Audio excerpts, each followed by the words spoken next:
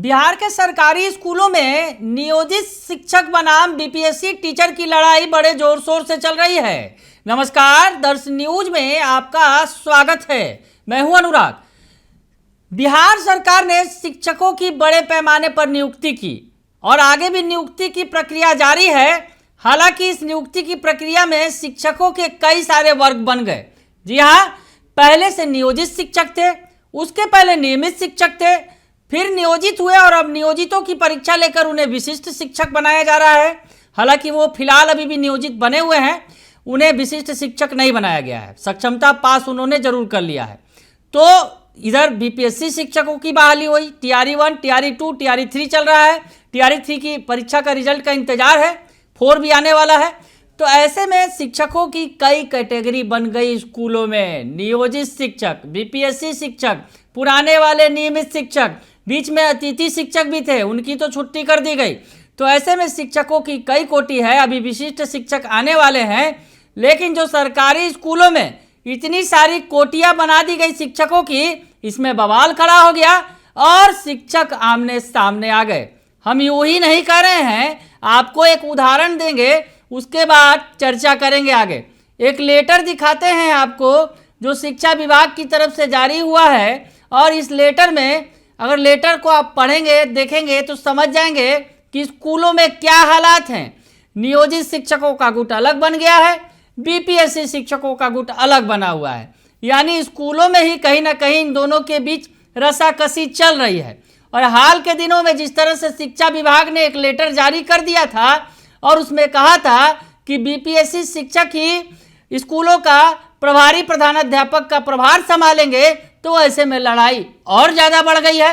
वैसे में जो 15 साल से नौकरी कर रहे हैं, 20 साल से नौकरी कर रहे हैं जो नियोजित शिक्षक, वो भन्नाए हुए हैं, गुस्साए हुए हैं कि ऐसा कैसे हो सकता है। हम 20-20 साल से नौकरी कर रहे हैं और यहाँ महज अभी साल भर भी नहीं हुआ, शिक्षक को आए, महोदय को आए, बीपीएससी शिक्षक को आए और वो संभालेंगे। इसकी लड़ाई तो चल ही रही है। इस बीच ये मामला सामने आया है। आपको लेटर दिखाते हैं और स्कूलों की सच्चाई जानने की कोशिश करते हैं कि आखिर स्कूलों में, बिहार के सरकारी स्कूलों में अभी की सच्चाई क्या है। क्योंकि बहुत सारे शिक्षक हैं, नियोजित भी हैं, बीपीएससी भी हैं, विशिष्ट भी आने वाले हैं, पुराने नियमित शिक्षक हैं। तो ऐसे में संख्या ज़्यादा है, लड़ाई भी ज़्यादा है। तो लेटर देखिए पहले आप।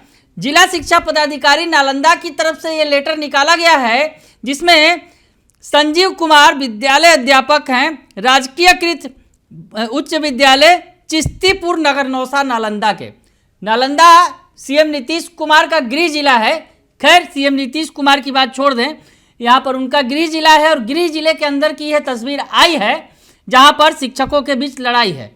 तो विषय है स्पष्टीकरण उपलब्ध कराने के संबंध में। हम ये लेटर इसलिए दिखा रहे हैं कि ये अंदर की सच्चाई को बयां करता है कि स्कूलों में क्या हालात हैं, किस तरह से लड़ाई चल रही है, रस्साकसी चल रही है नियोजित शिक्षकों और बीपीएससी टीचरों के बीच, बीपीएससी शिक्षकों के बीच।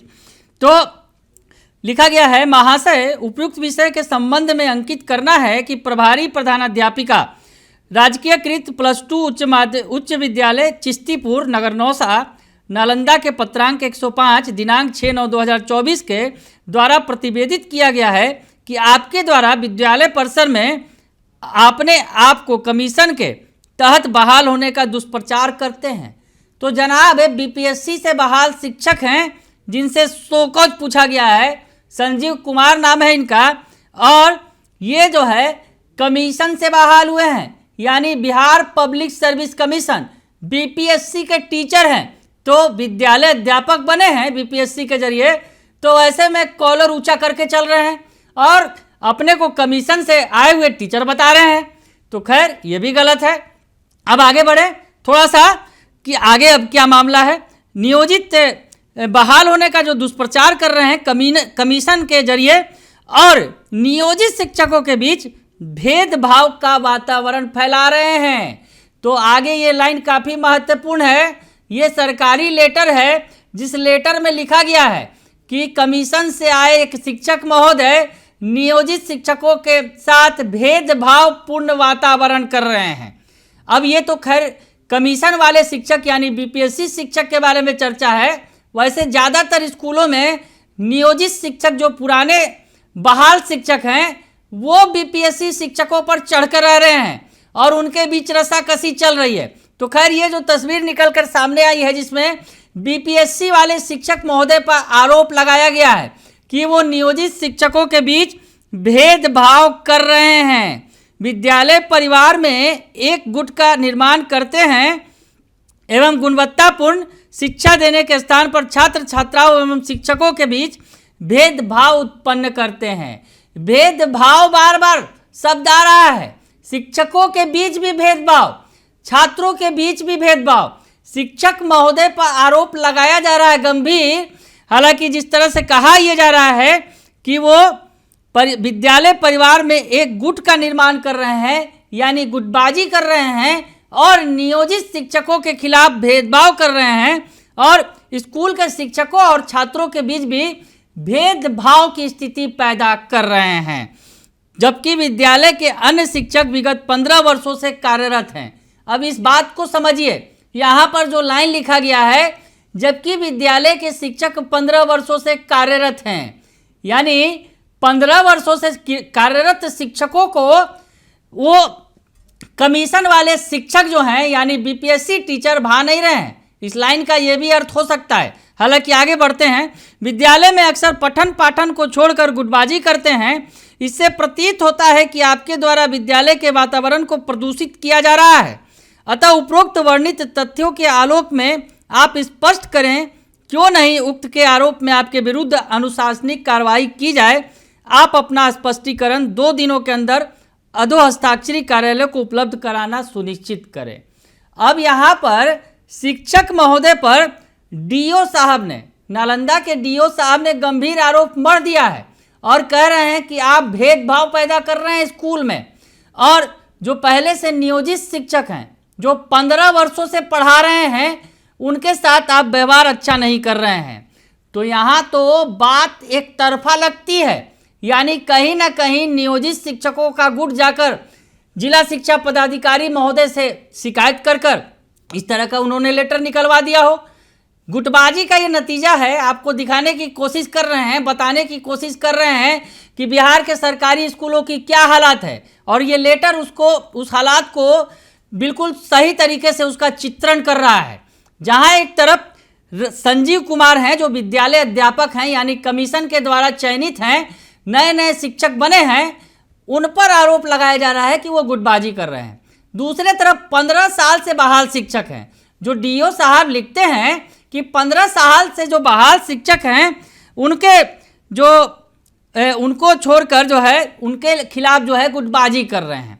अब भाई 15 साल से जो शिक्षक तैनात हैं उनका तो रुतबा ज़्यादा होगा और बीपीएससी शिक्षक वाले का कम, ये बात तो तय है। हालांकि आरोप तो बीपीएससी शिक्षक पर लगा दिया गया कि वो कमीशन से बहाल हैं और कॉलर ऊंचा करके चल रहे हैं। हालांकि स्कूलों की जो हकीकत है, नियोजित शिक्षक जो पुराने बहाल हैं वो नए बीपीएससी शिक्षकों पर भारी पड़ रहे हैं। जी हाँ, भारी पड़ रहे हैं क्योंकि वो लोकल भी हैं, यानी ज़्यादातर वैसे नियोजित शिक्षक हैं जो अपने घर गांव में ही तैनात हैं। तो वैसे में बीपीएससी शिक्षक पर वो चढ़ जा रहे हैं। कमीशन से आए हैं तो क्या, तो लड़ाई तो हो रही है और लेटर भी जो है एक तरफा एक पक्षीय लग रहा है। डीओ साहब का मांगा तो गया है पक्ष, विद्यालय अध्यापक से तमाम आरोप विद्यालय अध्यापक पर मढ़ दिए गए हैं, लेकिन ये बात जरूर कही जा रही है कि जो 15 वर्ष से शिक्षक तैनात हैं, जो वहाँ जो नियोजित शिक्षक हैं, उनके सम्मान पर आंच आ रही है। तो वैसे में सब एकजुट हो गए होंगे और उन्होंने शिकायत कर दी होगी, तो ये कार्रवाई हुई है, स्पष्टीकरण पूछा गया है।